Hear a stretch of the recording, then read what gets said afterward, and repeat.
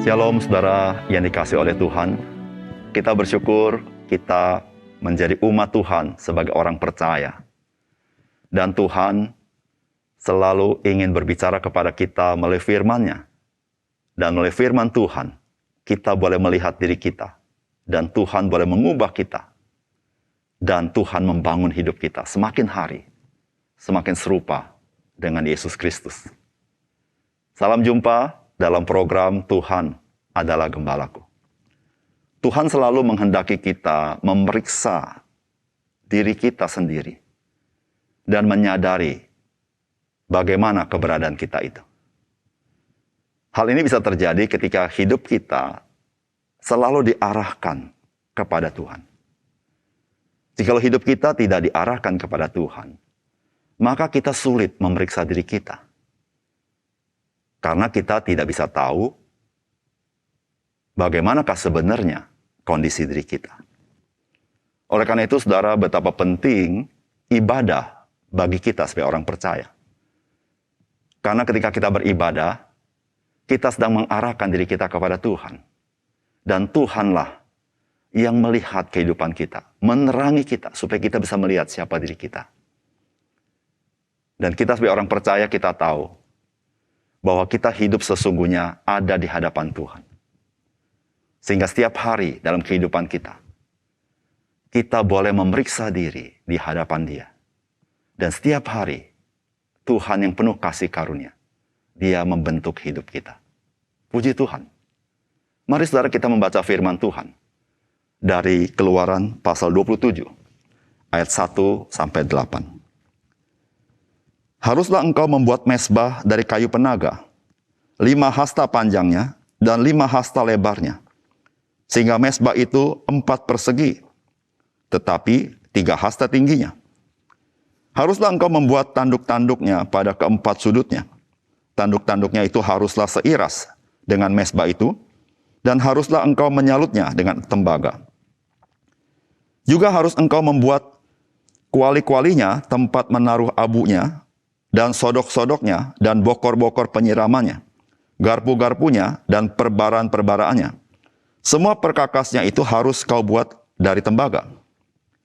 Haruslah engkau membuat untuk itu kisi-kisi, yakni jala-jala tembaga, dan pada jala-jala itu haruslah kau buat 4 gelang tembaga pada keempat ujungnya.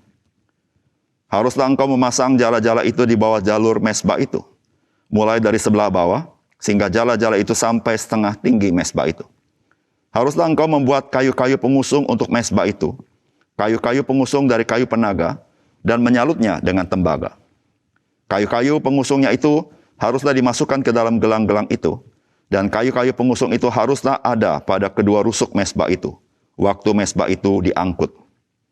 Mezbah itu harus kau buat berongga dan dari papan, seperti yang ditunjukkan kepadamu di atas gunung itu. Demikianlah harus dibuat mezbah itu. Saudara yang dikasihi oleh Tuhan, bagian firman Tuhan yang kita baca hari ini adalah perintah Tuhan kepada umat Israel untuk membuat mezbah korban bakaran yang terletak di area pelataran kemah suci. Mezbah ini terletak di jalan menuju ruang kudus dan ruang maha kudus. Dan mezbah ini terbuat dari tembaga, dengan 4 sudutnya terdapat tanduk. Apakah pesan firman Tuhan bagi kita? Yang pertama, firman Tuhan hari ini memberitahukan kepada kita, hanya ada satu-satunya jalan untuk masuk ke dalam persekutuan dengan Allah, yaitu di dalam Yesus Kristus dengan karyanya di atas kayu salib. Mezbah yang Tuhan perintahkan dibuat oleh orang Israel diletakkan di pelataran dari kemah suci. Dan itu adalah jalan menuju ke ruang kudus dan ruang maha kudus. Sehingga setiap orang Israel haruslah ketika masuk kemah suci ke pelataran, mereka berjumpa yang disebut dengan mezbah korban bakaran. Karena melalui itulah orang Israel baru bisa menghadap kepada Tuhan. Itulah gambaran yang Tuhan berikan di dalam perjanjian lama. Tidak ada jalan lain. Hanya satu-satunya jalan ketika kita mau berjumpa dengan Tuhan, mau menghadap hadiratnya, yaitu hanya melalui mezbah itu. Itulah gambaran dari kenyataan Yesus Kristus adalah satu-satunya jalan, satu-satunya pintu kita boleh datang kepada Tuhan. Itulah anugerah Tuhan. Ketika manusia mencari-cari jalan dan tidak menjumpainya, namun Tuhan mencari manusia, sehingga manusia itu di dalam anugerah Tuhan boleh mengenal akan Tuhan itu. Dan dialah satu-satunya jalan untuk kita boleh beribadah kepada Tuhan. Yang kedua, mezbah menampilkan tampilan yang tidak sedap untuk dilihat, bukan? Terbuat dari tembaga, di sana di atasnya ada yang dibakar, sehingga warnanya menjadi tidak begitu sedap dilihat. Berbeda dengan perkakas yang berada di dalam ruang kudus dan maha kudus, yang disalut oleh emas, menggambarkan kemuliaan Tuhan. Namun mezbah itu, yang tidak begitu sedap dilihat, menggambarkan salib, yaitu salib Yesus Kristus, yang tidak sedap untuk dilihat.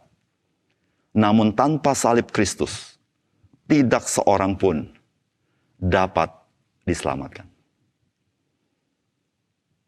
Saudara, pembuatan mezbah merupakan gambaran karya penyucian dosa dari Tuhan di dalam Yesus Kristus. Di dalam 1 Korintus pasal 1 ayat 23, firman Allah berkata, "Tetapi kami memberitakan Kristus yang disalibkan, untuk orang-orang Yahudi suatu batu sandungan, dan untuk orang-orang bukan Yahudi suatu kebodohan."